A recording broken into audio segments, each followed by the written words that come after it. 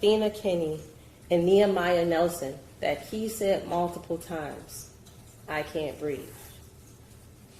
We know that when he couldn't talk anymore, he just cried and wailed. And then eventually he stopped moving and he stopped talking. And nothing was done by these defendants. When he was finally handcuffed, they left him face down for 2 minutes before he was rolled over, before he was sat up against the post, before his pulse was even checked.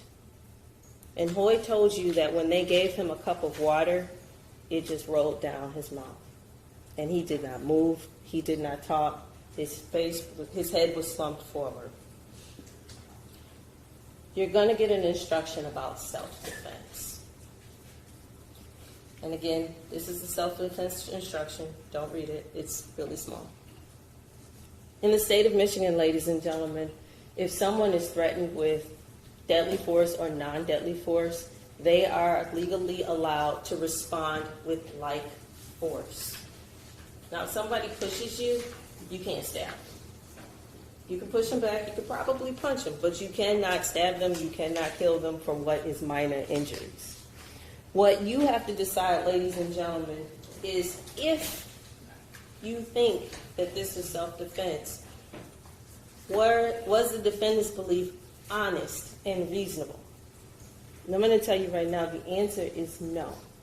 And this is why the answer is no, because when each one of these defendants came into contact with Ms. Kinsey Cochran, he was not a threat to them. You heard from the civilian witnesses who were there, not once did he throw a punch. Not once did he throw a kick. And for most of this altercation, he's on the ground and they're on top of him. He is not a danger. And at the point when he stops resisting, he is no danger to anyone. So it is definitely not self-defense. And the most common sense answer about why this isn't self-defense, because 5-on-1 is hardly self-defense. It is hardly fair. And when Mackenzie Cochran is on the ground and he's being held down by 4 others and you decide to hit him, that is not self-defense. And ladies and gentlemen, I don't know if you saw this in the video, but if you watch Exhibit 17, you will see the defendant, Aaron Maree, strikes Mackenzie Cochran while he's down. Don't take my word for it.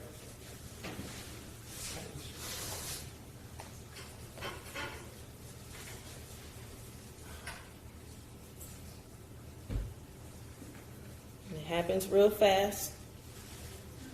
But just before that lady in the camel coat walks past, he balls up his left hand and strikes Mackenzie Cochran.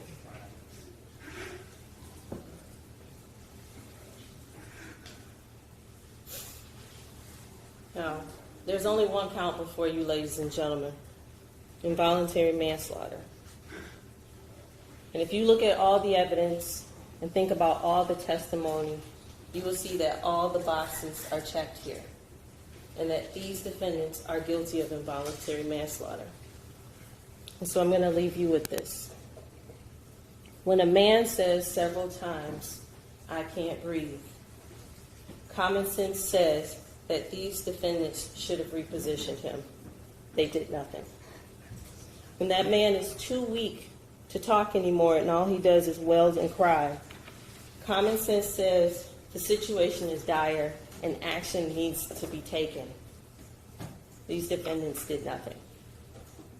Gaven King, when that man, becomes unresponsive, he's handcuffed and he's laying prone for 2 minutes before anyone even thinks to turn him over.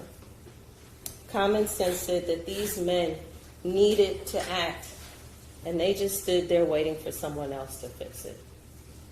Gaven King, John Seiberling, and Aaron Maree did not use their common sense on January 28, 2014, ladies and gentlemen. So I'm going to ask you to use your common sense today and find them guilty of involuntary manslaughter. Thank you.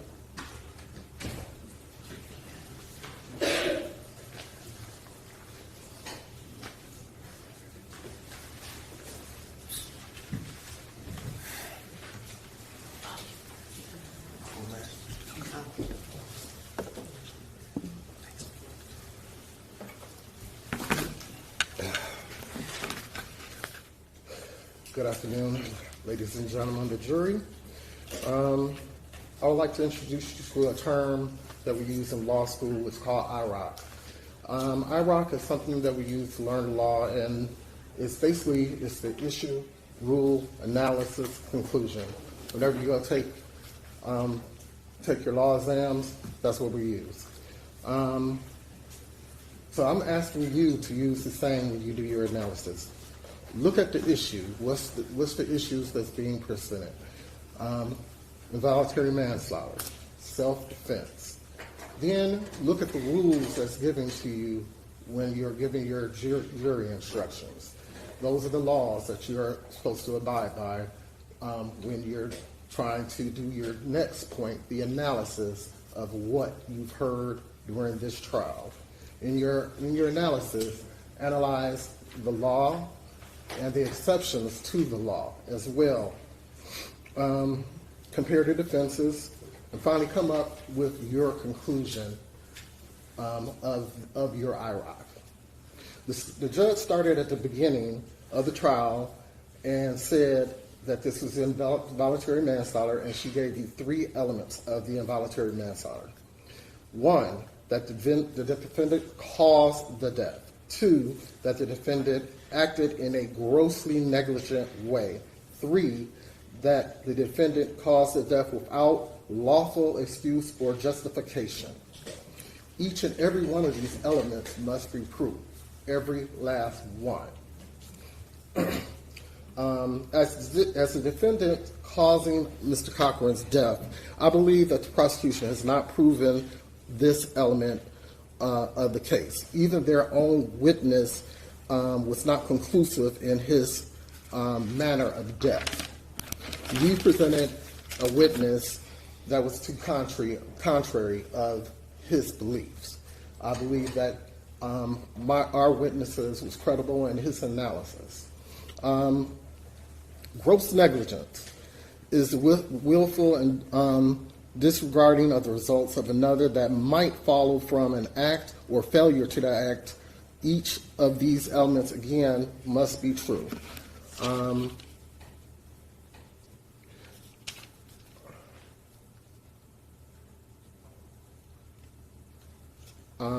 That the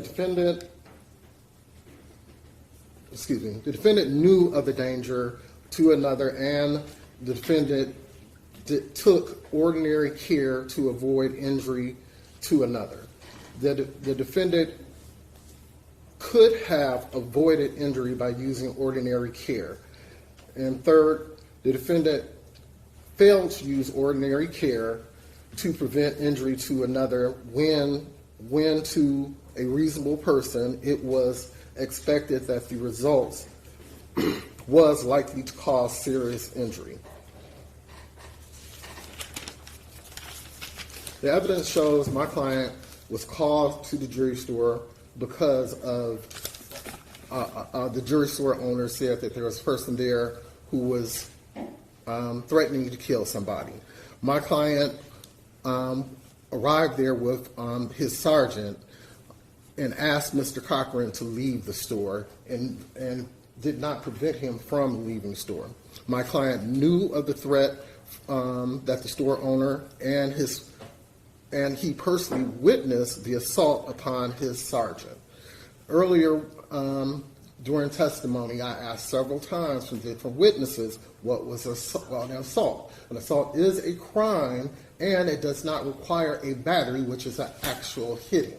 All it needed would be a threat of a belief that you're about to be hit or harmed in some unwanted way. My client also, you will see after Mr. Cochran, you just showed in the video, he stepped away. I personally don't believe he was sprayed then, but it was the second time that he came towards Sergeant Chafin that Sergeant Chafin sprayed him because he was afraid, and that's when he bent over. That's how I know a person is sprayed with pepper spray. If you've ever been sprayed with pepper spray, you're going to have some reaction. It was that witness by my client when he stepped towards the sergeant a second time that he saw an assault again. and you have a right to defend not only yourself but another if you see an assault. I believe that is what my client did. I believe that's what he saw. I believe that's what Mr. Cochran did. He saw Mr. Cochran assault my client's boss, the sergeant. And it is also their duty to make it safe for not only himself, the sergeant, but Mr. Cochran, the situation safe. Because one, Mr. Cochran had on a large coat. Yes, it was wintertime. He's already threatened to kill someone. They don't know if he had a weapon or anything on there. So the best action, as it was testified earlier today, control the subject, put the arms behind the back where they're not a danger to themselves or present a danger to the officers. He said, I believe he said they could use the handcuffs as a weapon if they're in the front. And that's, I believe he also said if they are in the front that they would be, I guess, tied to the front, a front chain or something.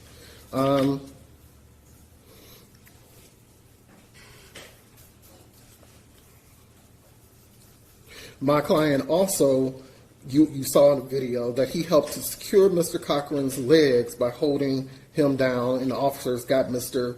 Cochran under control. But once he was handcuffed, he was released. You also will see inside the video that Mr. Cochran's turned to his side. This, from my understanding, the whole video, someone testified it's 11 minutes long. They also testified today that the initial incident with my client and the Sergeant Chafin was about 2 minutes before the next person came. You also heard that that my client and Sergeant Chafin could not handle this man, so more people came to help just get him under control. You'll see in the autopsy there is no bruising around the neck, there is no punches or damages anywhere else except for the fingers. My client did have an honest and reasonable belief that the use of force that he needed was necessary to protect himself and people from the mall from an unlawful force by Mr. Cochran. He was defending himself and others. And I also want to remind you, as the burden of proof for the defense is on the prosecution. They must prove that my client was not defending himself or another. No one has stated that there was a chokehold, kicking, punching. It was holding. There was no strangling of Mr. Cochran.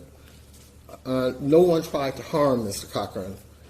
Earlier, also asked the question, what if, of several of you. My question now is, what if Mr. Cochran would have had a weapon? What if my client did nothing, as Mr. Hale testified that they would have done nothing? What would have happened to a sergeant if he would have done nothing? What would you have done in a situation? You can think about what you have done in this situation. And I believe that all the officers stuck to their training and to what they learned in the manual and how they dealt with neglect. I don't believe that this was ordinary neglect, let alone negligence. I don't believe that this was ordinary negligence, let alone gross negligence.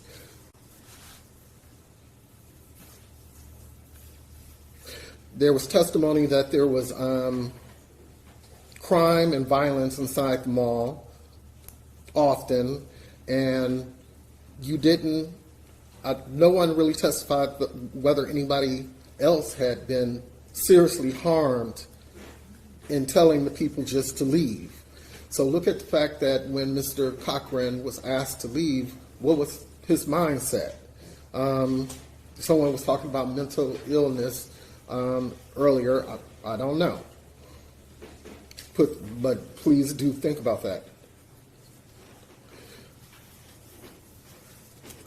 you must determine if my client was the cause of this death. Testimony was given that Mr. Cochran, she just stated, had an enlarged heart, and he had. Testimony was also given that he had smoked weed. Please evaluate that. So, what is the true cause? Was it the large heart taken into effect with his resisting? And she stated in the manual, it says, if you don't, basically she was saying something about if you didn't see it, basically you can't do the arrest. My client saw the assault. He saw the assault of his sergeant. He was a direct witness of the assault. In that point, once he saw the assault, he had the right of going by his manual, getting the person under control. The manual says, get the person under control and then handcuff them, and do not let them go until the police get there. This was his right to defend the sergeant. Punching and kicking is not the requirement. Once my client saw the sergeant getting assault, it was self-defense. There was also testimony showing that my client not only tried to give Mr. Cochran water, he checked for his pulse. You'll see in there that he checked for his pulse, and that they put him on his side. I'm not really sure who put him on his side, but it was testimony. Someone put him on the side. In the end, I just ask that you rely on your knowledge, your experience, and the facts that we're giving to you to make a common sense, or also look at the circumstantial evidence. You look at the body languages in the video, make your decision. I hope that your decision is that my client is innocent. If my client is innocent, the rest of them are innocent. Thank you.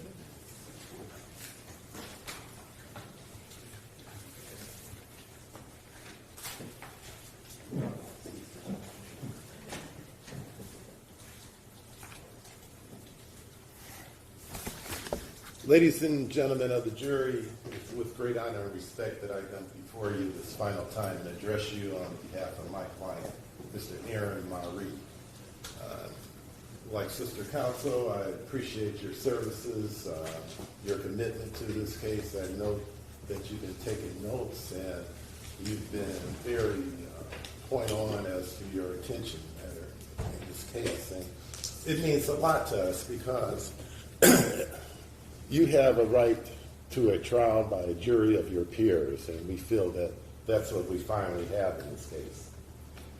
Keep in mind that what I tell you right now is not evidence. I wasn't at this decrepit mall. What the prosecutor has told you, she wasn't there either. It's just basically a wrap-up and pointing out poignant things in this case that we feel are needed. I'm not going to rehash everything, so you can say, thank you, Mr. Blake. We've heard enough. But in any event, once again, as Mr. Maree sits at that chair, through his lawyer, he indicates to each and every one of you that he is not guilty of these charges. And it's hard for him to take this. It's been 10 years. 10 years. And one of our constitutional concepts is the right to speedy trial. Every citizen has that right. So what the heck happened in this case? And there's a reason for speedy trial, because it's like that food off of the stove. You want to get that meal and it's nice and hot. You don't want to wait a week later when it's cold and soggy, spoiled. Well, what happened in this case? And once again, there's a reason for speedy trial. One of the individuals whose name has been dragged through the mud, Sergeant Chafin, is not here to defend his honor. The officer in charge of the case retired. Memories fade. That's why we have speed trial. So, when this incident happens, there's an investigation, and there's been a lot about manuals in this case. Security guards manuals. Let's not be fooled. Security guards are low paid, long hours, poorly trained individuals. It's not like they're in the police academy going to Guantanamo Bay studying up under FBI experts. They're security guards trying to make a living. My client started out that day going to work, doing his work, and wanted to come home after work.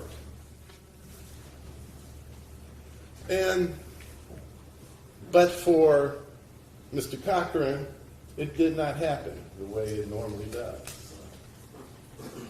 Now, Mr. Cochran, it's puzzling about this individual. We know his height, we know his weight, we know the marijuana part, and we don't even know a lot about him through his property. The property, there's some money. The property, there's a cell phone. And apparently it's not a smartphone because we don't have text. We don't have the course of his,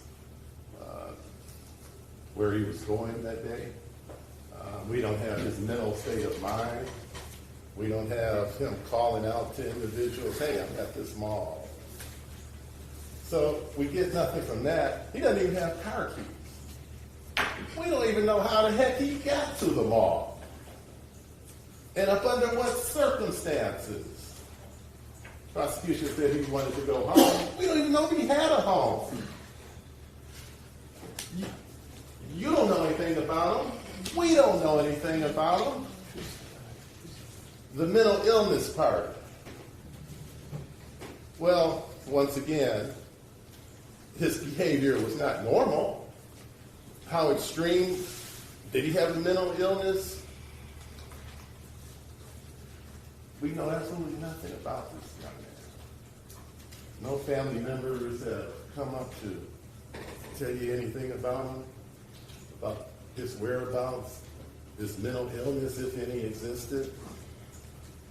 So we got that void, and they've had 10 years to get into that.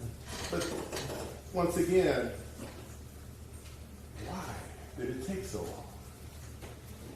After it happens, the Southfield police investigate. My client readily cooperates. He gives a statement to the police. They go back to work. You don't hear about from the agency that they violated the agency's policy in the arrest of this individual, that they were negligent, that they didn't follow the handbook, the guidelines, whatever you want to say. So then you get into the investigation. You have the videos, the statements. They had all of that way back 10 years ago.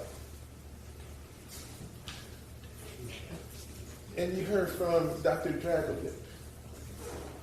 This wasn't something that was just glossed over or passed over.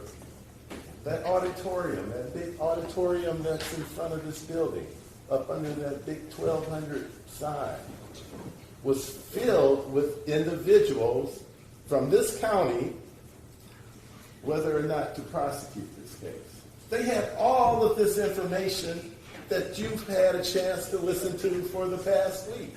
They had it all 10 years ago.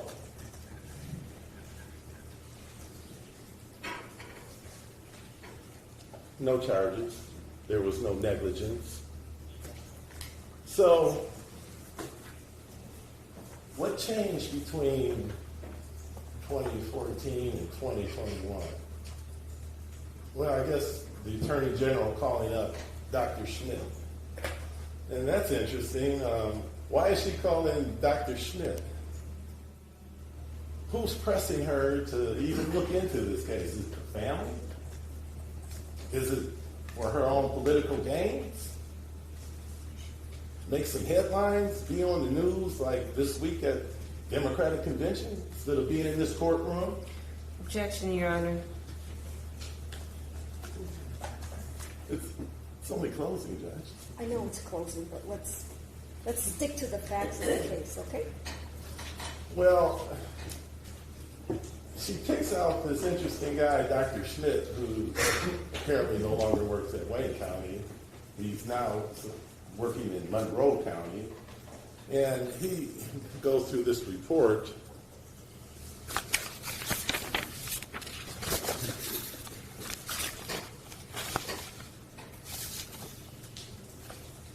He doesn't perform an autopsy, and Brother Counsel brought up, something that just struck me as very critical, crucial. This is your new witness. He didn't perform the autopsy. He's not there at the dinner table when everything's nice and fresh. He's going over old information. He doesn't do a toxicology. He doesn't do anything. He doesn't have the body there, obviously. So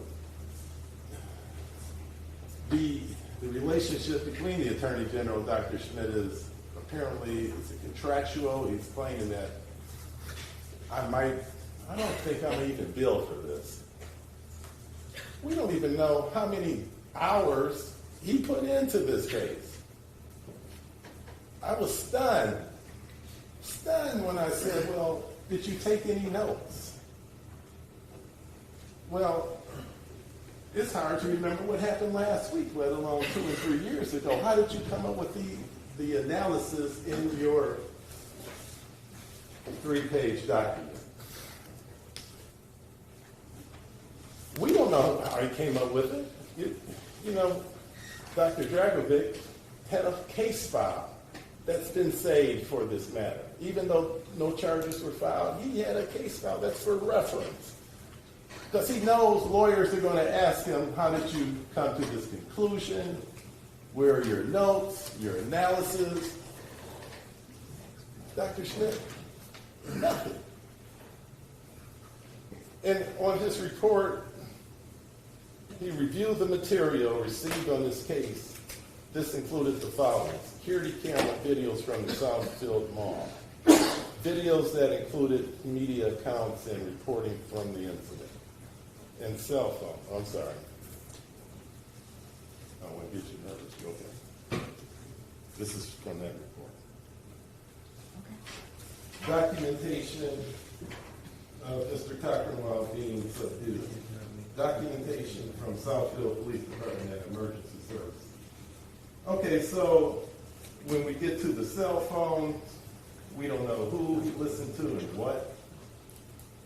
Videos that included media accounts and reporting from the incident. I'm stunned that he was even, we know he was listening to Fox. He was listening to Channel 4. Why would he, why would he, a doctor, a pathologist, listen to media in order to form his conclusion of this case?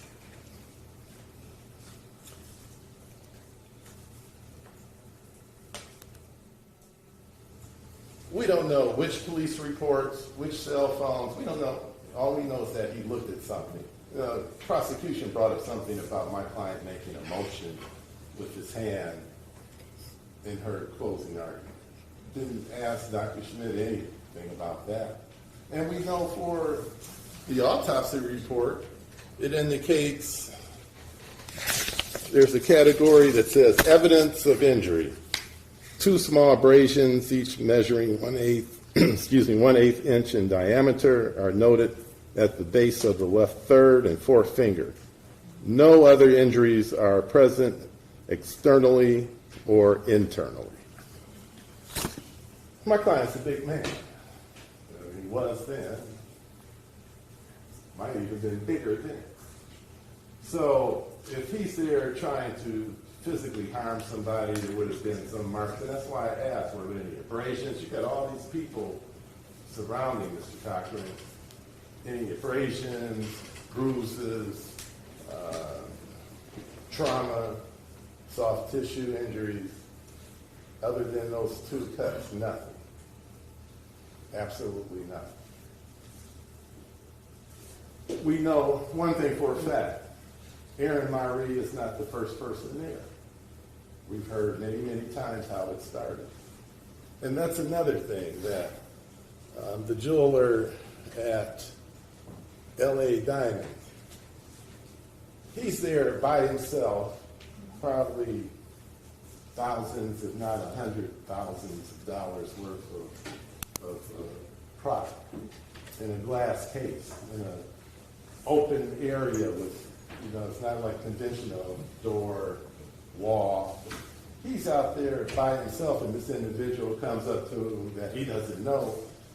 And it was kind of chilling the way he testified. He said he looked like he had the stare of death. The stare of death. Not like he was kind of scary. Man, I looked at him and he was strange. Well, the stare of death, when we know it's true, because he goes and gets his gun. He gets his weapon, puts it in the bag. And he still can't get rid of Mr. Cochran, and he does the next best thing. He calls repeatedly to security. Mr. Maree is not in the area. He's running to get there, running down to the dispatch, running to the scene to assist fellow officers. When he arrives at the scene, Mr. Cochran is already gone. And you've heard things about the kicking, the fighting. That man's kicking a lot. He's fighting, and then you hear some words. All he had to say was, "I give up, here are my hands, stop it." But he keeps fighting. He keeps fighting ferociously. Those legs are kicking, and these officers are doing everything they can to handcuff him. And, even the Southfield police officer said, the double handcuffing, they're not trying to take one cuff, put those arms behind his back. They're just trying to subdue him because they don't know if he has a weapon on him, a gun on him. They didn't have a chance to frisk him. They didn't have a chance to go through his pockets while they're trying to put handcuffs on him. And as you've heard from the expert, if they're wrong, Lord knows how many people can be impacted in this case. If that guy, Mr. Cochran, actually had a gun, we're in a mall situation, all too many times now, it's like on a weekly basis. Multiple people are getting killed, innocent people are getting killed in public places. So this is a judgment thing that is going on. It's in real time, it's going like that. Mr. Maree doesn't have time to discuss, "Hey man, what's the situation?" Or he doesn't say, "Well, dispatcher." They say, "Get on up there. Assist those officers. Assist your sergeant. Secure the situation." There's no evidence that he takes his handcuffs and puts them on Mr. Cochran. There's no evidence that he takes them and props them up on the pole. The evidence that you've seen in prosecution didn't go through that is the water. After he wipes himself from all of this activity, the sweat, trying to get his breath, and they want to know, well, how come he doesn't go and assist Mr. Cochran immediately? You running through that mall, you trying to subdue someone out of breath, perhaps? But he tries to offer water. Does that sound like someone who is so pissed off with this person that they're trying to subdue them and beyond their scope of employment? No. When you look at it on video, it seems like forever. But once again, my client wasn't there that whole complete time. He had pretty much was already on the ground. He was pretty much already with his face down. And when you have the PEA, we don't know when the PEA actually even kicked in. So you submit all of this to the prosecutor's office, and then you have nothing, and then you come back with Dr. Schmidt, whose letter is pretty much all over the place, indeterminate, inconclusive. But yet, my client is charged with a case that no one thought would ever come to this point. He's charged based upon a decision, really the only new evidence. You think about, wow, where's the newly discovered evidence? Who's going to walk in here and say, they did it, or something else was new? Nothing is new. Nothing. Except the letter from, and the letter and someone looking over the medical examiner's report and the autopsy. That's the only thing. This 3-page letter that has references on it from Dr. Schmidt. He includes forensic reports from the journal, internet applications for predicted heart rates. So he can get on this internet and say, hey, he has a large heart. Well, they're saying that has really very little to do with this case. And I agree. I agree that the major point in this case is the but for, and it's not but for Maree. It's not but for these individuals. It's but for Cochran. But for if you hadn't walked into that mall, this wouldn't have happened. But for if you hadn't act in a erratic, aggressive, flexing, dangerous posturing in front of a man who all he wants to do is protect his wares, protect himself. If you had just left when that officer said, please leave the mall, please leave the mall, there are so many but-fors that this should have never happened. And now they want to charge these young men with voluntary manslaughter. Ladies and gentlemen, you promised at the beginning when you were sworn to set aside all sympathy, bias, and prejudice. And we're going to hold you to that. We're going to hold you to, just like we're going to hold the prosecution, the government, to their burden of proof. That burden of proof beyond a reasonable doubt. And ladies and gentlemen, they didn't have enough 10 years ago. They didn't have enough 2 years ago. And it clearly doesn't reach beyond the reasonable doubt now. Ladies and gentlemen, thank you. We ask that you find Mr. Maree not guilty of the charge against him. Thank you. Thank you, Mr. Blake.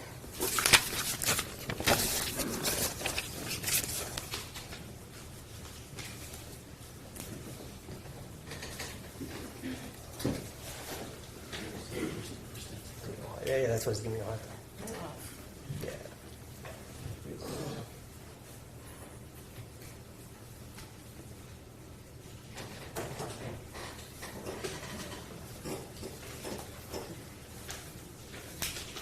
Ladies and gentlemen, I wanted to thank you for your time, just like everybody else said, on behalf of Mr. King. We thank you for joining us this week. We know it wasn't by choice. All right? Nobody wants to serve on jury duty. But every time I have a jury, they always tell me afterwards it was pretty interesting and they had a good time. All right? You did make the choice that once you were stuck with us for the week, that you would pay attention. All right? And you would take this case seriously. because it is very serious to these three men.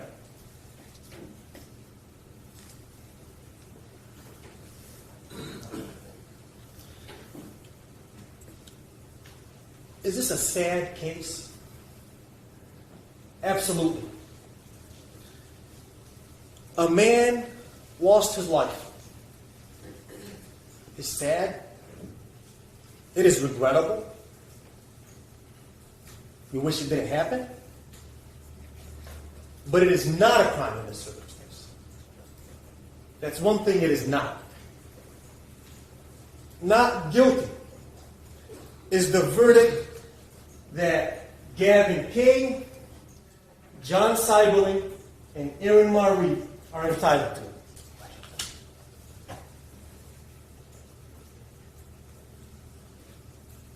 Not just because Gavin's my client, or John and Aaron seem like good guys, and they deserve it. Because the law requires it.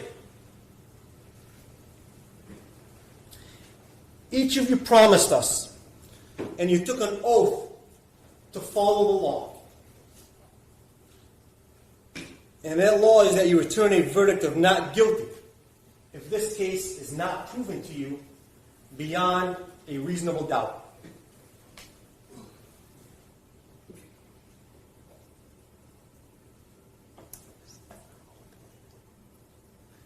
I tried to get fancy like Miss Logan, but it's not working.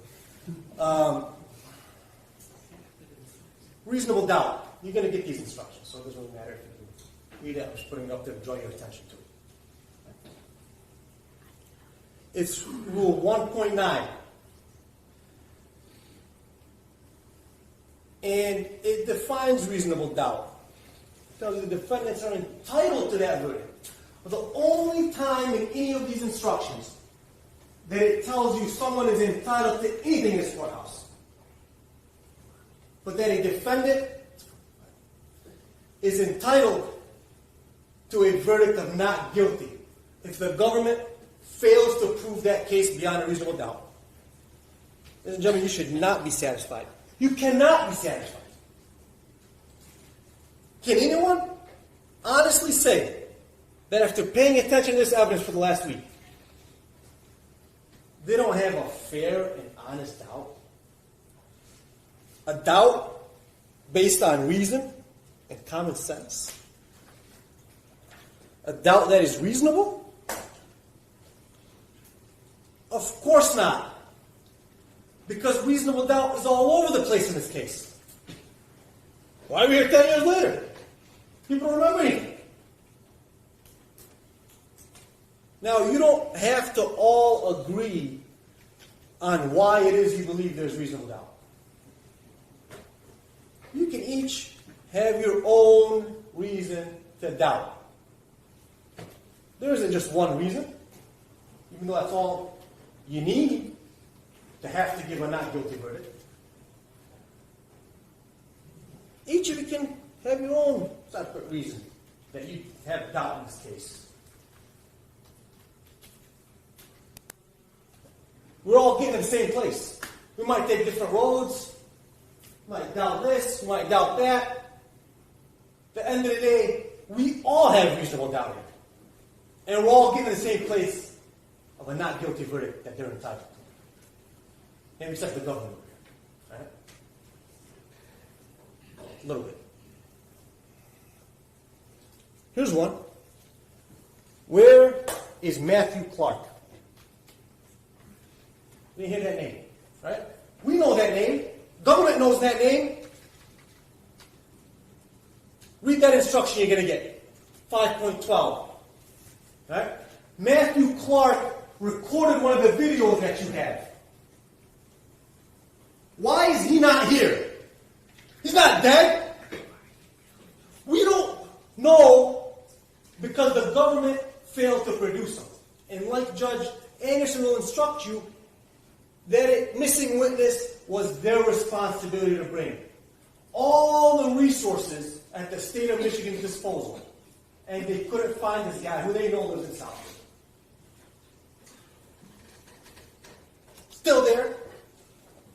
They didn't bring him. What? I don't know. They didn't like what he had to say. You know why? Because he recorded that video, and he was making comments on that video. But since he's not here, we can't tell you what those comments are. That's the rule. So they didn't bring him here.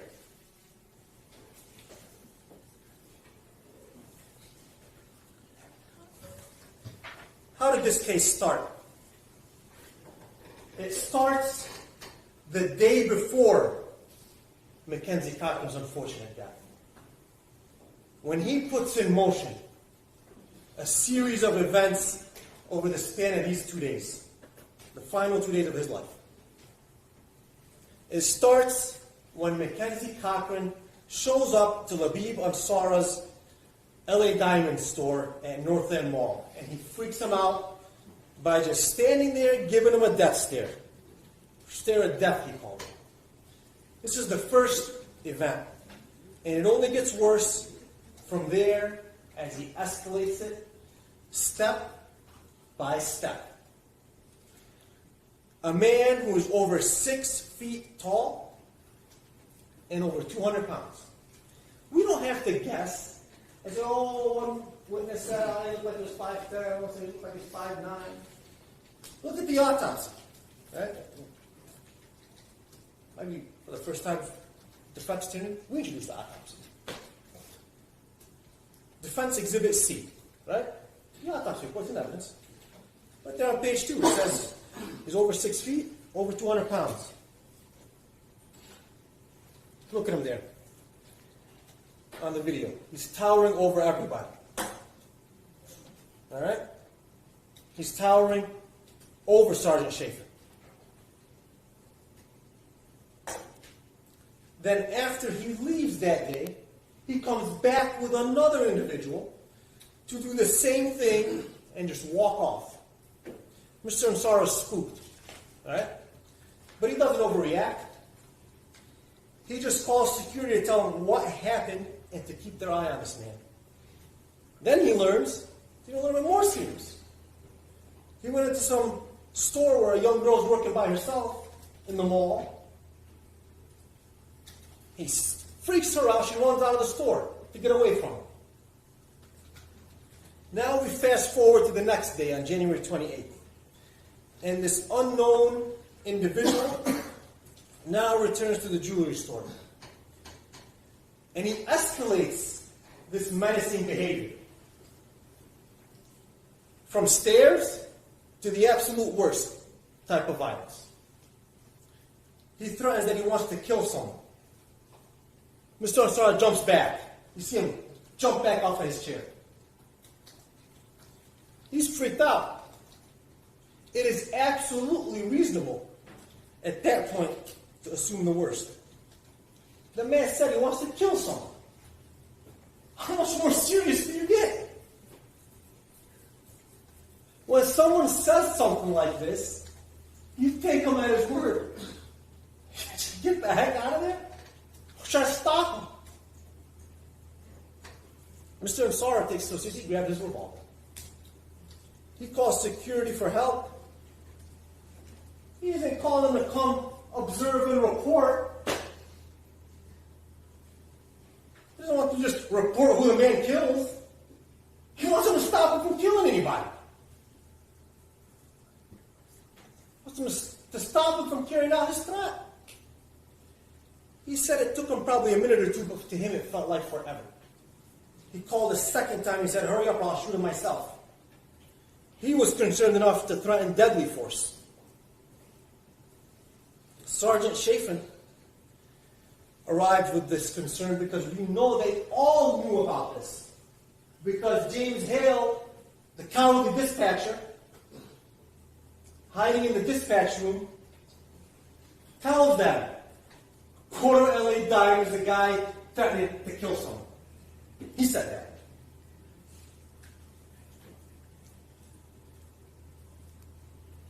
Sergeant Schaefer goes there knowing it's a threat I got to take serious. Southfield police officer Jill Jacobs, though, she said she'd take something like that serious. She'd expect every police officer to take something like that serious. it is reasonable, based on that threat, to assume he's armed with a deadly weapon. The expert Joe Key, who's written trainings for, I don't know, half the police in the country, I guess, agreed with that assessment. No one, not one, has testified otherwise. No one has testified that it would be unreasonable to feel threatened or to not assume that the man has a dangerous weapon. Does Sergeant Chafin overreact? Absolutely not. He underreacts. He doesn't rush to use force, simply politely tells him, "Sir, please leave." This is what Hoy Monk heard when he was sitting there with his mom or his wife, and we see Sergeant Chafin motioning on the video towards the door. You know what that pointing means? Leave! Just like Hoy Monk heard him say. Does this unknown man who made threats listen and leave? Absolutely not. So now he's committing the crime of trespass. He's been told to leave, he's not leaving. Sergeant Chafin used force to make him leave? No. He tries to de-escalate. He stands there and repeats himself. Now this unknown man himself negligently escalates the situation again by clenching his fists, breathing heavy, and getting closer to Sergeant Chafin.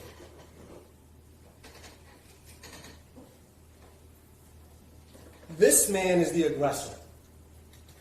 He's making the situation more and more volatile. He starts the series of events. Prosecutor wanted to point you to an instruction talking about if the defendants unlawfully injured Mackenzie Cochran and started a series of events that naturally or necessarily resulted in his death, it is no defense that he had a large heart. They didn't start anything. Mackenzie Cochran started the series of events.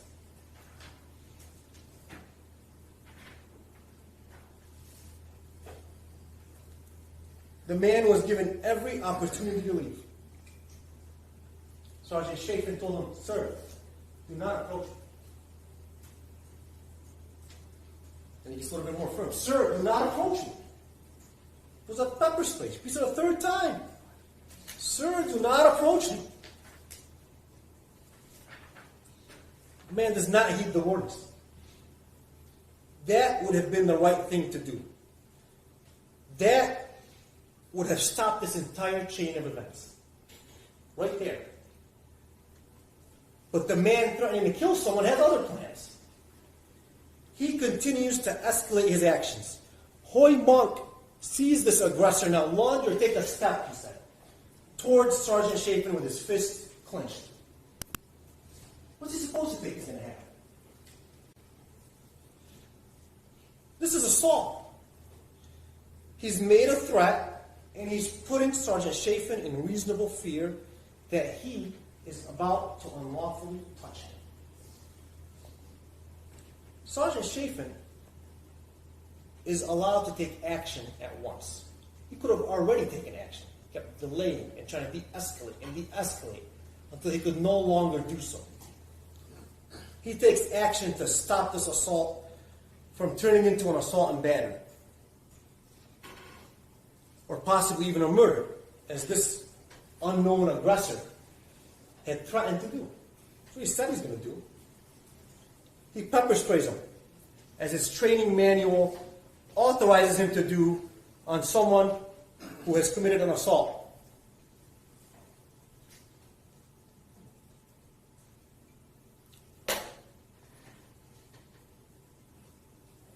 He continues to follow the training manual because it requires that an individual who has been pepper sprayed then be restrained with handcuffs until police arrive.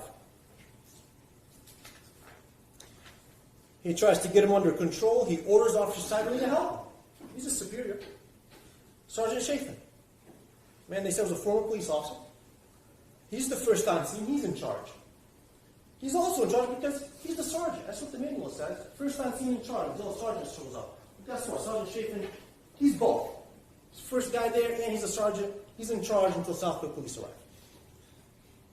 The two of them cannot get this violent man who's potentially armed under control. The unknown man who threatened to kill someone is now getting the best of him. So when Monk said he's fighting him, yelling, "Get off him!" As James Hale said, from the comfort of the dispatch room, he's watching them get handed their ass. That's what he said. They need help. The signs are being kicked over. It's spiraling out of control. A third officer gets there. Hoy Monk hears the public safety officers yelling, "Please stop resisting. Please stop resisting." To no avail. Still, no one overreacts by using an object as a weapon. Right? Nobody strikes any part of this man's body. As chaos is escalating at Northland Mall, 22-year-old Gaven King, the college student who made the mistake of taking a part-time gig at Northland Mall, showing up to work, and told, "Get up there. Man threatening to kill someone is beating the crap out of your sergeant."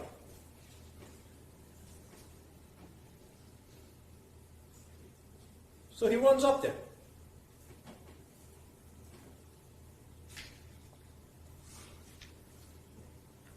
Now, I believe that all three of these winners, either one of them committed a crime. But my job is to focus on Gaven King. All right? And instruction 2.22 will tell you that you as jurors are to focus on each individual separately as well. You should consider each defendant separately. Each defendant is entitled to have his case decided on the evidence and the law that applies to him. What did he do? Now, it's important to remember that we don't have to prove that they acted in lawful self-defense. Even that burden stays on the government. The government must prove to you beyond a reasonable doubt that their actions were not self-defense.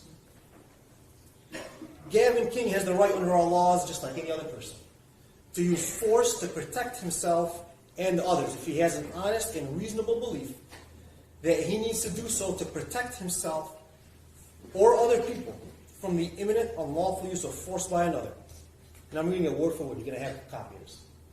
If his belief is honest and reasonable, he may act at once to defend himself and the other people, even if it turns out later that he is wrong about how much danger he was in. He was right. He was not wrong. Ask yourself, did the government even come anywhere near proving to you that Gaven did not have an honest and reasonable belief that he needed to protect himself and other people from just being touched, right, by the violent man who threatened to kill people and was fighting his sergeant and two other officers on the ground as he runs up there? Of course, that's what he believed. And it was absolutely honest and reasonable. He sees the struggle taking place on the ground. And what does he do? He does what he is commanded to do by his sergeant. He tries to grab the man's arms. You see him on the videos. All he does, he gets on his knees on the ground. He does not get on top of anybody. His knees are not on top of anybody. His knees are on the ground. And he is tugging at the man's arm. First, when he gets there, he's tugging at his fellow officer's arm. And look at it on the video. You see the other officer smack him. "You idiot, that's me!" He lets go and then grabs the violent attacker's arm. He tries to pull it out from underneath him so he can't grab a weapon or strike anybody else. Because nobody knows what he's got in that jacket. Nobody knows what he's got in his pocket, in his pants. We don't know. They don't know. They're trying to make a split-second decision. You know? They don't have 10 years, all right, friend, Dr. Schmidt, to decide, could have done it a little different. They're making a split-second decision. What do they do? Guy said he wants to kill someone. That one arm is the only body part of that violent man that Gavin ever touches. Not one witness said to you that they saw Gavin touch any other part of that man's body other than grab his wrist. We don't Monday morning quarterback this. All right? We don't get 10 years to think about it. We still did it. Holy Monk said it looked to him like they were trying to get his arms behind his back. It didn't look like anyone was trying to hurt him. Maria Nelson said the same thing. And that's because no one was using excessive force, ladies and gentlemen. No one was striking this unknown man who was making threats, even though he was being violent with them. And it was reasonable to believe that he was armed. Now, the government has been saying, I think they said it at the beginning, and they said it right now in the closing, wasn't a fair fight. Mackenzie Cochran didn't have a chance. It was 2-on-1. Then I got to 5-on-1 at one point. It doesn't matter. Guys, this isn't a sport. It's not a boxing match. This is not for our entertainment. This is real life, and there are real life consequences. A potentially armed man is threatening to kill someone in a mall full of customers, walking around minding their own business. I want you to imagine for a second. If at some point later on, after they got him under control, someone found a gun in that man's pocket, they'd be hailing these people as heroes. Right? They prevented a mass murder.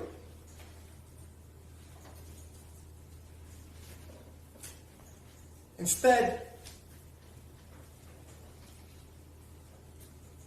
10 years later, not the Monday morning quarterback, 10 years later quarterback, all right, comes inside to turn their lives upside down. I say, we're going to charge you for involuntary manslaughter over that part-time gig you took 10 years ago at the Northland Mall. Officer Jacobs said that if she saw one officer struggling to handcuff an individual, she would help. If she saw two of them struggling to handcuff an individual, she would help. It doesn't matter how many they are, as long as officers are struggling to subdue an individual and handcuff them, the officer should help. They know that. The government knows that. That is all these men were trying to do. Gavin put one pair of handcuffs on one wrist, and someone else got a handcuff on the other, and they linked them together. Why? So they don't hurt the guy. Right? Like the evidence tech, Patricia Meyer said. So you don't hurt a larger individual. Once they handcuffed him, they rolled him over to his side and then propped him up against the pillar. And would you look at that? What did I find in the 2,000 pages of their manual? A diagram. Tell them to do exactly that. Take him to his side, prop him up. Just like he was on the pillar.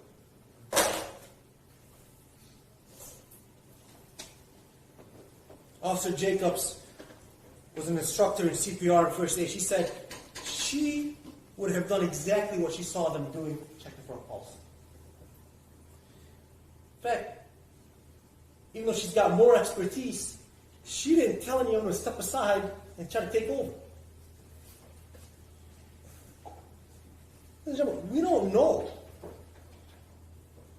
when the death from what they refer to as pulseless electrical activity actually occurred. Right? Nobody's testified. We don't know if it occurred before he was even handcuffed at all, and that's the reason they were finally able to get his arm behind his back, or at some point later. Was it the fault of the drill that they forgot to charge the battery, the EMT, so they couldn't administer epinephrine? Was it because of the improper way that the tarantula tube was placed inside of Mackenzie Cochran, that he had to be readjusted when they got to the hospital. There are so many reasons to doubt in this case.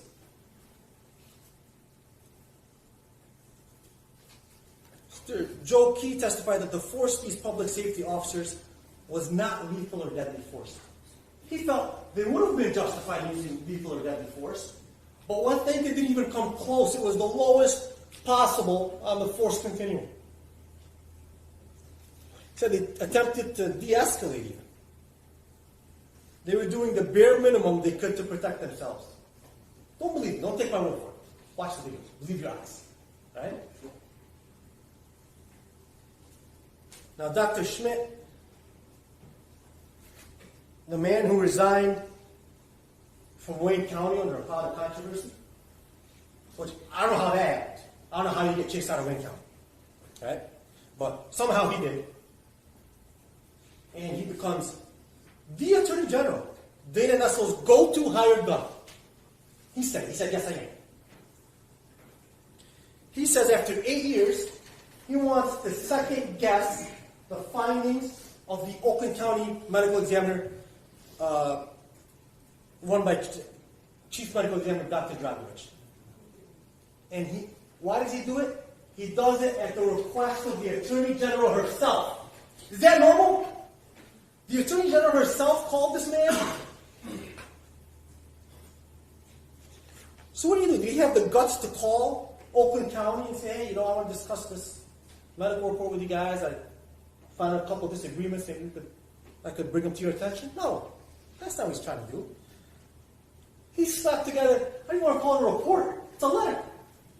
Right? It's a letter. And he did it on his own without consulting anybody. He said, oh, it could be homicide. It could be indeterminate. I don't know. Right? Because there's limits to how far he can fudge the truth, no matter how much of the taxpayers' money his friend Dana Nessler will promise him. He agreed, well, first, because he wrote that report, that letter, that's why we're here. All right? He could answer that question, why we're here. Remember Mr. Blake asked him, well, why are we here? Right? Because he authored that letter. They needed that letter. That's why we're here. Ladies and gentlemen, that letter might be enough for the Attorney General's office. It's not enough to convey. It should not be enough for you. Even the hired gun said there is doubt and it is reasonable. He lied to us about not planning to submit a bill. I'm going to check it out. I hope the Attorney General's office holds him to his sworn testimony that he will not submit for payment of $450 an hour, like he always does when they send him all over the state to Muskegon and everywhere else. You have 1 minute. I will. Ladies and gentlemen, he didn't do a thorough report. Dr. Dragovich did a thorough report. When he did it with peer reviews with the late Dr. Lowell, that was a real autopsy report. And what did Dr. Dragovich tell you? He got a call from Assistant Attorney General Aaron Patterson, right? Telling him to change would he change his report? And then what do you know? Look at who Dr. Carl Schmidt's letter is addressed to. Right? Aaron Patterson. You have to wrap it up, please. I'm done. Dr. Schmidt's report is an exhibit. We introduced it. Take a look at it. This gentleman's case is full of reasonable doubt, not just because of the motivations for bringing it, because of the facts. There's reasonable doubt all over the place. The only just verdict is that which the instructions tell you they are all entitled to, not guilty.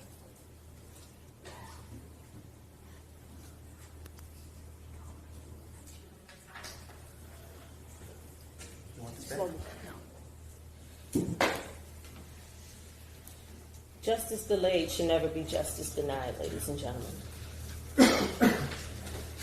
And just because in 2014 a decision was made not to charge this case does not mean that you should further deny Mackenzie Cochran justice. There was a lot of talk during the defense closings about Dr. Schmidt, James Hale. What I did not hear from any of the defense attorneys was what Mackenzie Cochran was saying, which if you believe no one, believe him. He said, I can't breathe. I can't breathe. And even Hoy said, initially I thought it was just a scheme for him to get the security guards off of me. But eventually it became more dire. Eventually it became crying and wailing, and then it became nothing. When it comes to proof beyond a reasonable doubt in this case, we have to start with what killed Mackenzie Cochran. And even both medical examiners, which neither one of them authored that report, by the way. It's authored by Dr. Cheryl Lowe. But they both say the same thing killed Mackenzie Cochran. Because he was restrained in a prone manner, his heart stopped. So that means we have to look at who restrained Mackenzie Cochran. And it was Gary Chafin, Aaron Maree, Lucius Hamilton, Gaven King, and John Seiberling. And then you have to look at, did they owe him a duty of ordinary care? And the answer is absolutely. Because they know that that position, that very position that they put Mackenzie Cochran in, that very position that they kept him in, that very position that they held him down in when he said he could not breathe, could cause death. And it did cause death, ladies and gentlemen. So yes, they owed him a duty of care. They knew they owed him a duty of care, and they did not honor it. And that is why we are here. And that is why it should not matter that it's 10 years later, because Mackenzie Cochran deserved to be listened to on January 28, 2014, and they did not do it, so we need to listen to him now.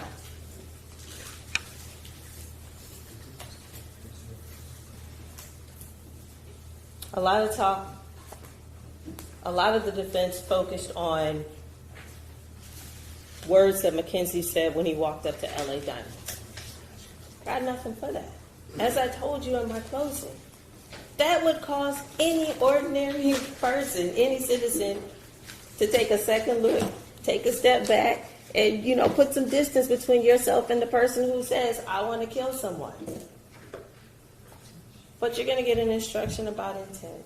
It's mostly aimed towards the defendant's actions, but it applies to any person. And you look at what they say, how they say it, what they do, and how they do it. And the only evidence that you had about this threat was that he said words. He did nothing else. He stood at the counter, and we can watch him standing at the counter. He doesn't bang on the counter. He doesn't pull out a weapon. He doesn't even try and enter the store. And as weird as and concerning it is, it's not illegal.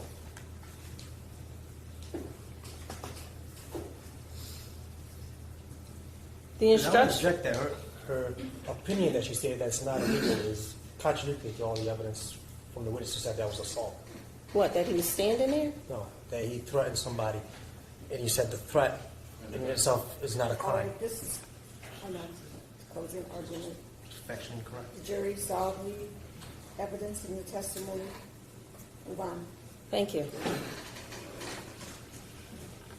When you think about self-defense, and you're going to get an instruction on it, and yes, it is my burden to prove to you that it wasn't self-defense, but all the evidence before you clearly shows that this is not self-defense because, one, the action has to be proportional. And there is no proportion to positional asphyxiation. If he's down on the ground, if he's handcuffed, who's he a danger to? All they had to do was roll him over. But they left him prone for 2 more minutes before they rolled him over. And even when they did that, they don't even attempt any life-saving measures. You can see on the Northland video, which is not great, but you can see that when they do roll him over, his feet just flop over. And then he's pulled up in a seated position against the post, and Hoy Monk tells you his head just slumps forward. He doesn't move. He doesn't say anything. He doesn't take the water that is offered to him. And the next thing we know about his condition is that he is pulseless electrical activity. And that is a direct result of the actions of those 5 security guards. And while the law says that you have to look at their actions, the facts as to each defendant individually, if all their actions combine to result. I'm going to object. You're stating law that is not in the instructions you gave about combined efforts. No, you're talking about combined efforts, and that is not in the instructions, Judge. Actually, acting in concert is a legal theory that I can talk about, and I'm alleging that they're acting in concert. You've already set the instructions, and that's not one of them. It doesn't have to be an instruction. It's still something I can discuss. Continue with your argument, please. I'd like to instruct this jury before the end of the day. Thank you. If you believe that all of their acts together resulted in the death of Mackenzie Cochran, they are all equally guilty.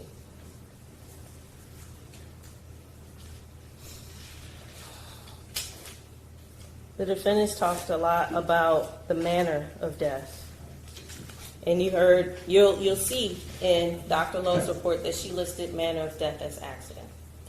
Manner of death has nothing to do with why we're here today, ladies and gentlemen. It is a classification that the medical examiners must do. But just so you know, and just as Dr. Schmidt testified, manner of death being an accident, that's as simple as a car crash. And people get charged for car crashes when they break the law all the time. You heard from Dr. Schmidt that it could be homicide, death at the hands of the other, but there's also the argument for indeterminate because it could not fit necessarily neatly in multiple categories. But the cause of death is very firm, and it's the same from both. So that is not something that creates reasonable doubt, ladies and gentlemen.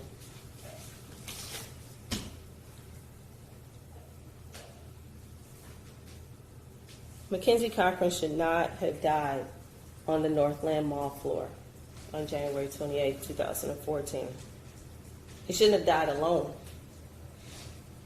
So let's make sure he's not alone now, ladies and gentlemen.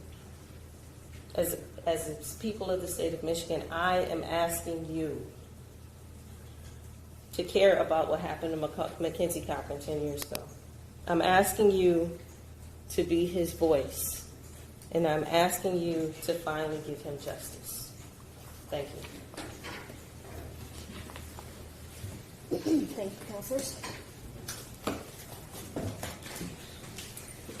Members of the jury, the evidence and the arguments in this case are finished, and I will now instruct you on the law. That is, I will explain the law that applies to this case.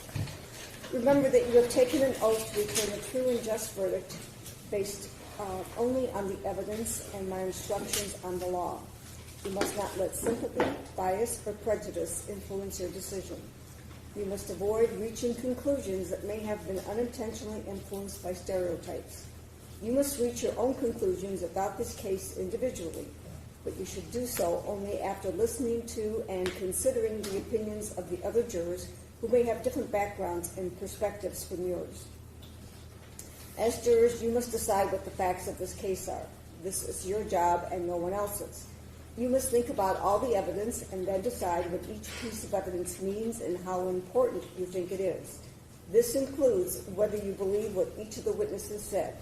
What you decide about any fact in this case is final.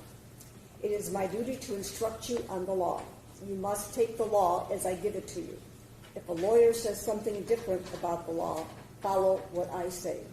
At various times, I've already given you some instructions about the law. You must take all of my instructions together as the law you are to follow. You should not pay attention to some instructions and ignore others. To sum up, it's your job to decide what the facts of the case are, to apply the law as I give it to you, and in that way to decide the case.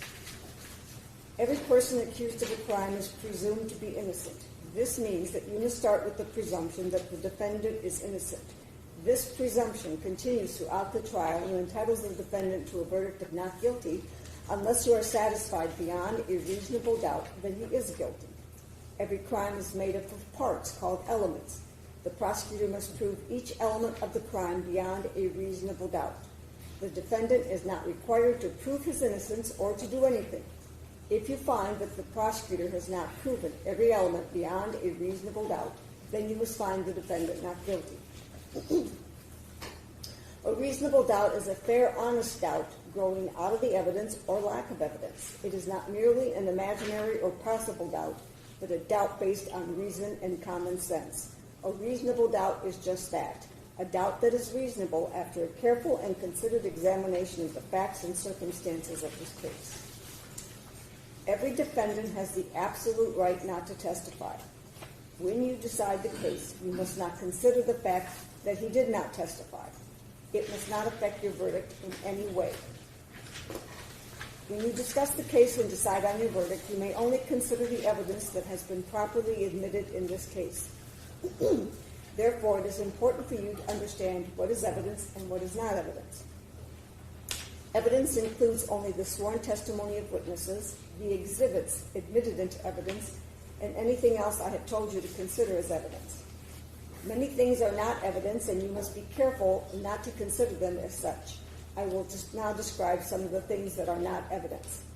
The fact that the defendant is charged with a crime and is on trial is not evidence. The lawyer's statements and arguments are also not evidence. They are only meant to help you understand the evidence and each side's legal theories. You should only accept things the lawyers say that are supported by the evidence or by your own common sense and general knowledge. The lawyer's questions to the witnesses and my questions to the witnesses are also not evidence. You should consider these questions only as they give meaning to the witnesses' answers. My comments, rulings, questions, and instructions are also not evidence. It is my duty to see that the trial is conducted according to the law and to tell you the law that applies to this case. However, when I make a comment or give an instruction, I am not trying to influence your vote or express a personal opinion about the case. If you believe that I have an opinion about how you should decide this case, you must pay no attention to that opinion. You are the only judges of the facts, and you should decide this case from the evidence. At times during the trial, I've excluded evidence that was offered or stricken testimony that was heard. Do not consider those things in deciding the case. Make your decision only on the evidence that I let in and nothing else. As I've said before, it is your job to decide what the facts of the case are. You must decide which witnesses you believe and how important you think their testimony is. You do not have to accept or reject everything a witness said.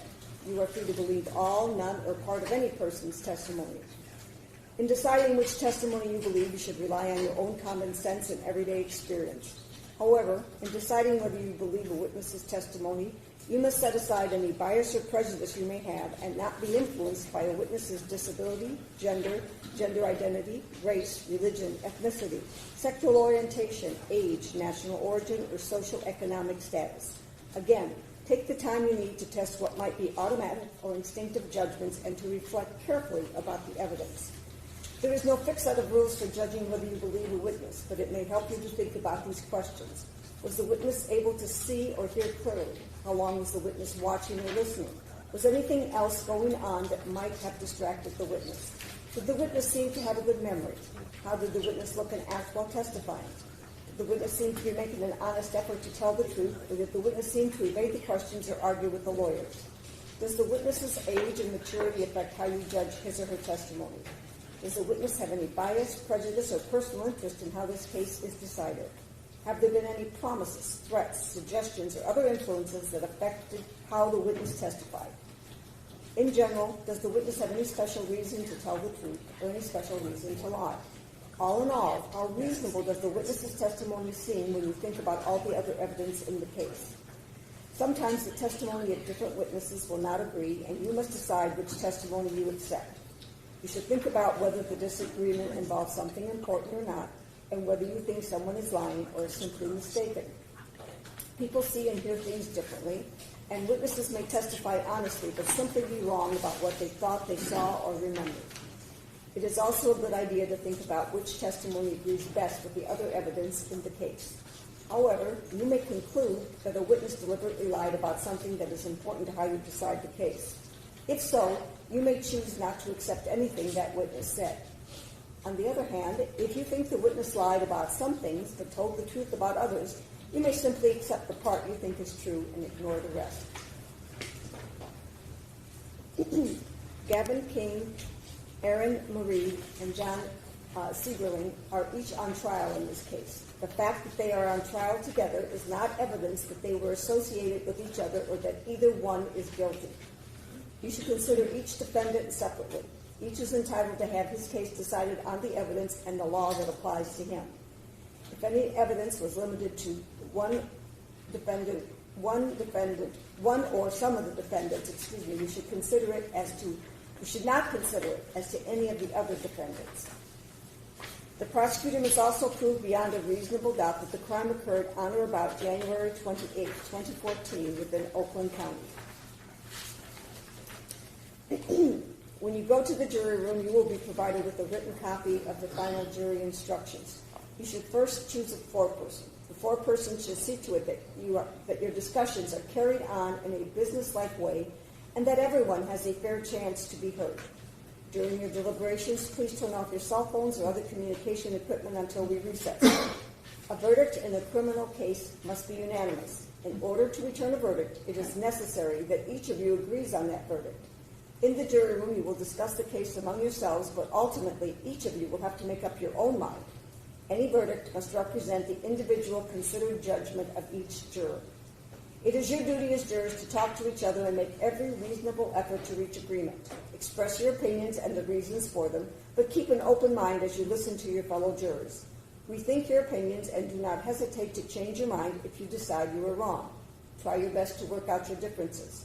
However, although you should try to reach an agreement, none of you should give up your honest opinion about the case just because other jurors disagree with you or just for the sake of reaching a verdict.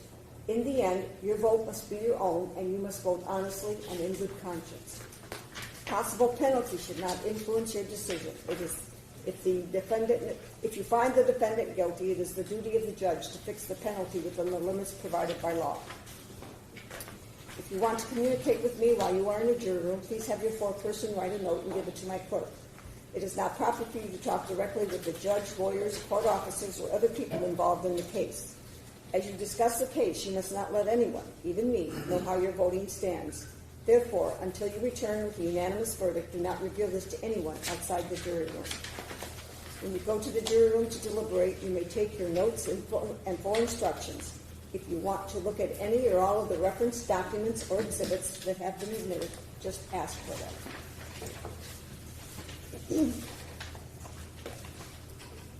And as I said, when you go to the jury, you will be given a written copy of the instructions you have just heard. As you discuss the case, you should think about all of my instructions together as the law you are to follow. You must return a separate verdict for each defendant. This means that for each individual defendant, you may return a verdict of guilty of the alleged crime or not guilty. And I have prepared verdict forms listing the possible verdicts for each defendant. Facts can be proved by direct evidence from a witness or an exhibit. Direct evidence is evidence about what we actually see or hear. For example, if you look outside and see rain falling, that is direct evidence that it is raining. Facts can also be proved by indirect or circumstantial evidence. Circumstantial evidence is evidence that normally or reasonably leads to other facts. So, for example, if you see a person come in from outside wearing a raincoat covered with small drops of water, that would be circumstantial evidence that it is raining. You may consider circumstantial evidence. Circumstantial evidence by itself or a combination of circumstantial evidence and direct evidence can be used to prove the elements of a crime. In other words, you should consider all the evidence that you believe.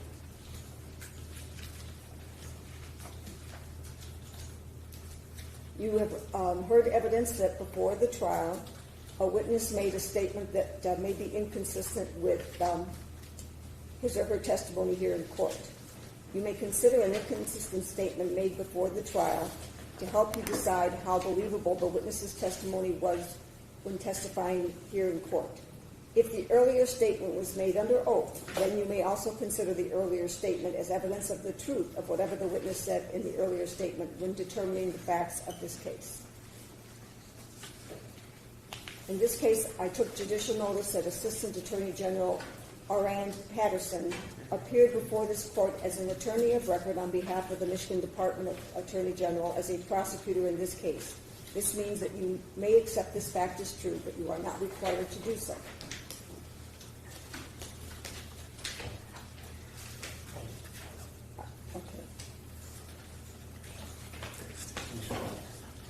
The defendant's intent may be proved by what he said, what he did, how he did it, or by any other facts and circumstances and evidence. You should not decide this case based on which side presented more witnesses. Instead, you should think about each witness and each piece of evidence and whether you believe them. Then you must decide whether the testimony and evidence you believe proves beyond a reasonable doubt that the defendant is guilty. You have heard testimony from witnesses Dr. Carl Schmidt, Dr. Lubja, I'm murdering his first name, Dragovic, who have each given you his opinion as an expert in the field of forensic pathology. You have also heard testimony from Charles Key, who has given you his opinion as an expert in the field of use of force and police training, including private security. Experts are allowed to give opinions in court about matters they are experts on. However, you do not have to believe an expert's opinion. Instead, you should decide whether you believe it and how important you think it is. When you decide whether you believe an expert's opinion, think carefully about the reasons and facts he gave for his opinion and whether those facts are true. You should also think about the expert's qualifications and whether his opinion makes sense when you think about all the other evidence in the case.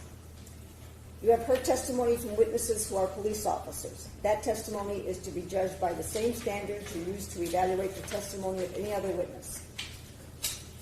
Matthew Clark is a missing witness whose appearance was the responsibility of the prosecution. You may infer that this witness's testimony would have been unfavorable to the prosecution's case.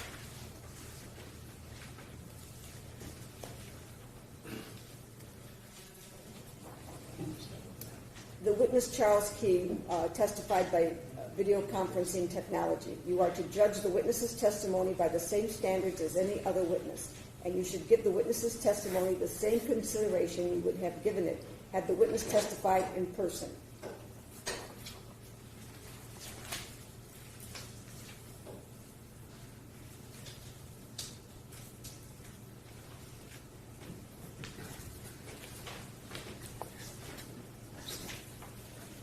A person can use force in self-defense only where it is necessary to do so. If the defendant could have safely retreated but did not do so, you may consider that fact in deciding whether the defendant honestly and reasonably believed he needed to use force in self-defense. However, a person is never required to retreat under some circumstances. He does not need to retreat if he reasonably believes that an attacker is about to use deadly force or he is subjected to a sudden, fierce, and violent attack. Further, a person is not required to retreat if he or she has not or is not engaged in the commission of a crime at the time of the force is used, has a legal right to be where he or she is at that time, and has an honest and reasonable belief that the use of force is necessary to prevent the imminent unlawful use of force against himself or another person. The defendant does not have to prove that he acted in self-defense. Instead, the prosecutor must prove beyond a reasonable doubt that the defendant did not act in self-defense. The defendant claims that he acted in lawful self-defense in defense of others. A person has the right to use force to defend himself and other people under certain circumstances. If a person acts in lawful self-defense or defense of others, his actions are justified, and he is not guilty of involuntary manslaughter. You should consider all the evidence and use the following rules to decide whether the defendant acted in lawful self-defense or the defense of others.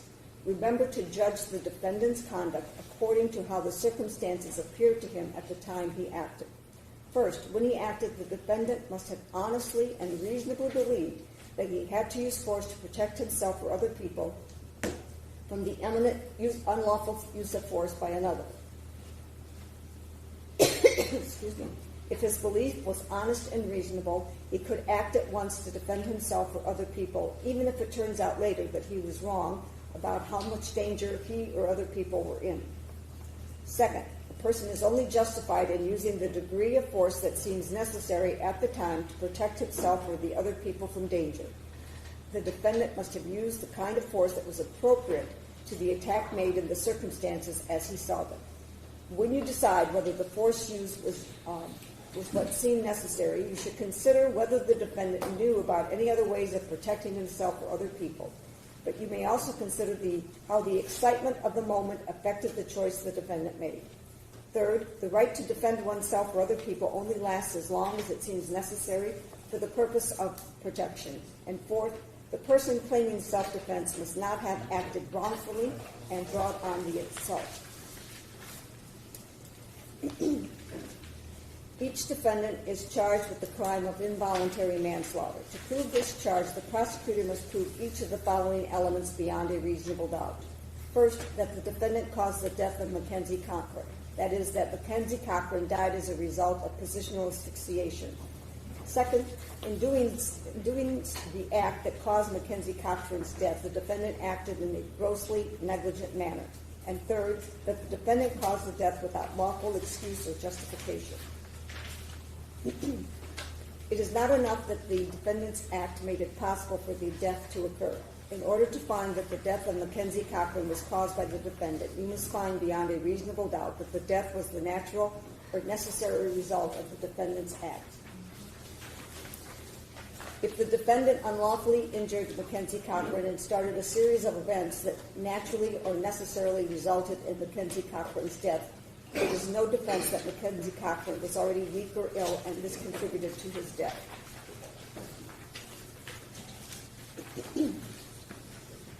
Gross negligence is an element of manslaughter. Ordinary negligence is an element of negligent homicide. Slight negligence is not a crime at all. Because of that, I need to tell you the differences between slight, ordinary, and gross negligence. Slight negligence means doing something that is not usually dangerous, something that only an extremely careful person would have thought could cause injury. In this case, if you find that the defendant was only slightly negligent, then you must find him not guilty. Ordinary negligence means not taking reasonable care under the circumstances as they were at the time. If someone does something that is usually dangerous, something that a sensible person would know could hurt someone, that is ordinary negligence. If the defendant did not do what a sensible person would have done under the circumstances, then that is ordinary negligence. Gross negligence means more than carelessness. It means willfully disregarding the results to others that might follow from an act or failure to act. In order to find that the defendant was grossly negligent, you must find each of the following three things beyond a reasonable doubt. First, that the defendant knew of the danger to another. That is, he knew there was a situation that required him to take ordinary care to avoid injuring another. Second, that the defendant could have avoided injuring another by using ordinary care. And third, that the defendant failed to use ordinary care to prevent injuring another when, to a reasonable person, it must have been apparent that the result was likely to be serious injury. The degree of negligence separates negligent homicide from manslaughter. For manslaughter, there must be gross negligence. For negligent homicide, there must be ordinary negligence. If the defendant was not negligent at all, or if he was only slightly negligent, then he is not guilty of either manslaughter or negligent homicide. The fact that an accident occurred or that someone was killed does not by itself mean that the defendant was negligent. Gross negligence means more than carelessness. It means willfully disregarding the results to others that might follow from an act or failure to act. In order to find that the defendant was grossly negligent, you must find each of the following three things beyond a reasonable doubt. First, that the defendant knew of the danger to another. That is, he knew there was a situation that required him to take ordinary care to avoid injuring another. Second, that the defendant could have avoided injuring another by using ordinary care. And third, that the defendant failed to use ordinary care to prevent injuring another when, to a reasonable person, it must have been apparent that the result was likely to be serious injury. If you find that Mackenzie Cochran was negligent, you may only consider that negligence in deciding whether the defendant's conduct was a substantial cause of the accident.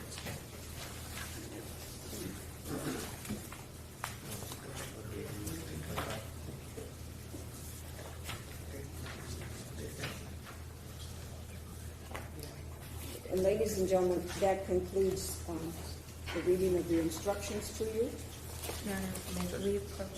Did I make a mistake somewhere? Sure. Yeah, And it wasn't your fault. It was our fault. it's your fault. Okay, well, good. I'm so glad it was wrong.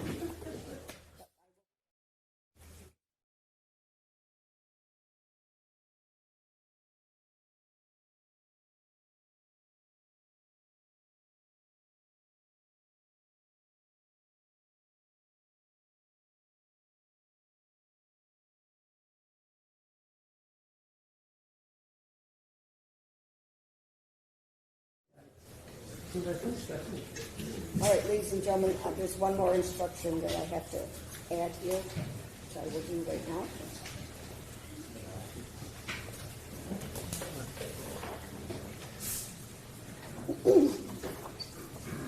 When you discuss the case and decide on your verdict, you may only consider the evidence that has been properly admitted in this case. Therefore, it is important for you to understand what is evidence and what is not evidence. Evidence includes only the sworn testimony of witnesses, the exhibits admitted into evidence, and anything else I have told you to consider as evidence. Many things are not evidence, and you must be careful not to consider them as such. I will now describe some of the things that are not evidence. I thought I read that. You read that, but not the last two paragraphs. Oh, I didn't read 8 and 9. Okay, I'm going to read the whole thing over. The fact that the defendant is charged with a crime and is on trial is not evidence. The lawyer's statements and arguments are not evidence. They are only meant to help you understand the evidence and each side's legal theories. You should only accept things the lawyers say that are supported by the evidence or by your own common sense and general knowledge. The lawyer's questions to the witnesses and my questions to the witnesses are also not evidence. You should consider these questions only as they give meaning to the witnesses' answers. My comments, rulings, questions, and instructions are also not evidence. It is my duty to see that the trial is conducted according to the law and to tell you the law that applies to this case. However, when I make a comment or give an instruction, I am not trying to influence your vote or express a personal opinion about the case. If you believe that I have an opinion about how you should decide this case, you must pay no attention to that opinion. You are the only judges of the facts, and you should decide this case from the evidence. At times during the trial, I've excluded evidence that was offered or stricken testimony that was heard. Do not consider those things in deciding the case. Make your decision only on the evidence that I let in and nothing else. Your decision should be based on all the evidence, regardless of which party produced it. You should use your own common sense and general knowledge in weighing and judging the evidence, but you should not use any personal knowledge you may have about a place, person, or event. To repeat once more, you must decide this case based only on the evidence admitted during this trial. Have I corrected the error that I made the first time around? Yes, Your Honor. Yes, thank you.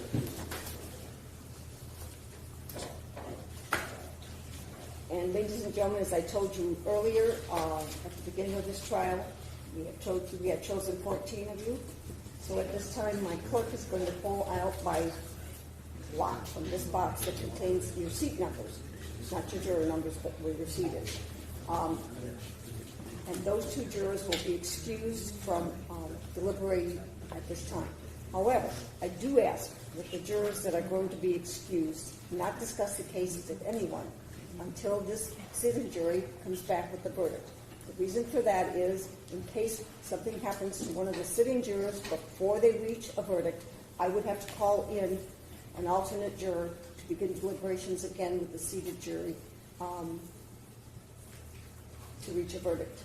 So it's important that whoever the two of you are that are going to be excused, not discuss the case with anyone. All right?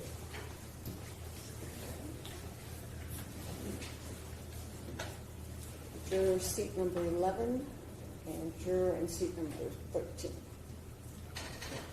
That would be you, sir, and that would be you. Please rise for these jurors. You don't have to. Anybody else does.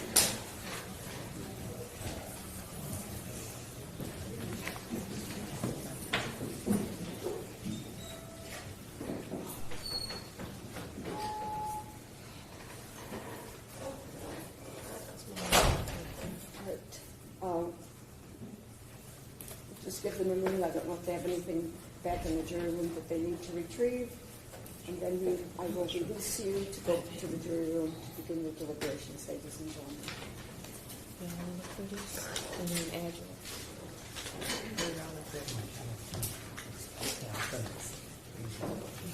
Yeah, it's in there.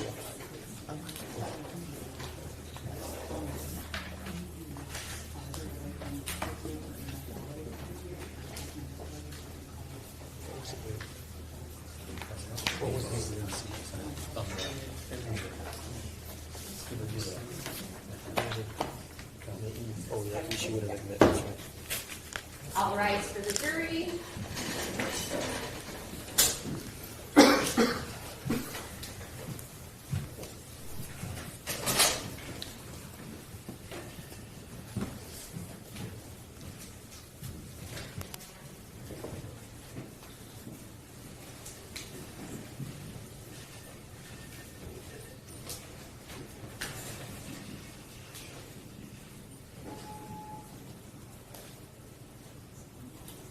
You may be seated.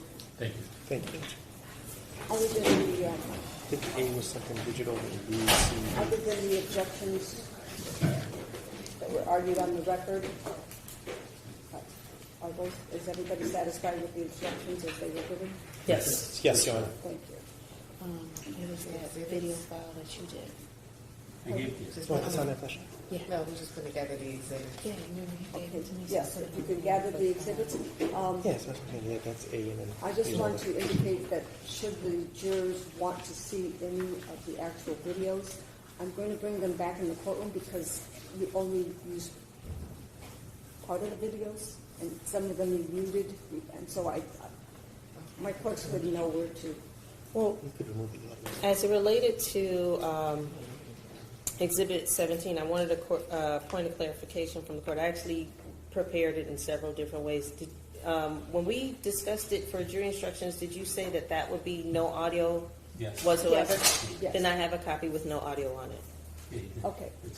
But as I said, beginning and ending, I prefer that they just come out and view whatever they wanted to see, and you could just show what was shown during the trial.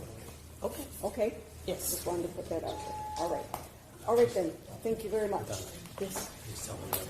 And All rise. if you plan on leaving the area, please make sure my staff has your cell phone number so that I'm kidding. if there's a question or if the jury comes back with the verdict, we know how to get a hold of you. All right? Thank you. I thought y'all were to me. He said,